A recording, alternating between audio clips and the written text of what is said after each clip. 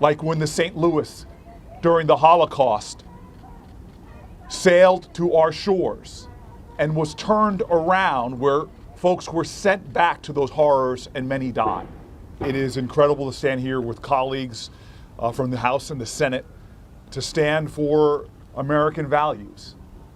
We are a country that does not adhere to our values only when it's convenient, whether it's freedom of religion, freedom of speech, the fundamental values that distinguish us as a light unto all nations for what great democracies are and who great people can be. We know our history.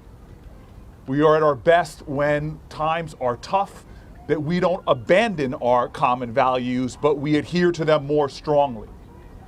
And yes, we have dark chapters, like when the St. Louis during the Holocaust sailed to our shores and was turned around where folks were sent back to those horrors and many died.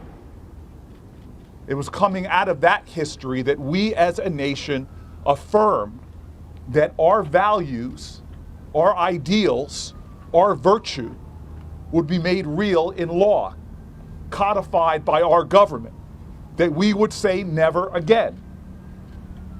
And yet here we are now, when there is a global migration crisis, where we are seeing political persecution, religious violence, all across our planet driving a migration crisis. At a time in human history that calls for us as Americans, to be a light and a beacon for how to address these global challenges. We are seeing the extension of Title 42 that ultimately is putting people in crisis and in danger, facing persecution and violence, back into those situations. I have been to the border. I have crossed and met with women escaping persecution who tried to legally present themselves for asylum and were turned away, and they are living a nightmare where they literally have to hide themselves to avoid sexual violence, robbery, and more, or being forced to consider to try to break American laws and enter illegally.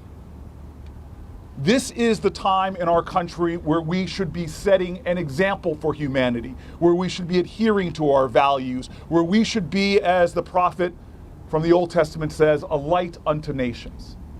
I am proud to stand with my colleagues on both sides of the aisle for our values, for our common virtues, for the law. We can do better. We must do better.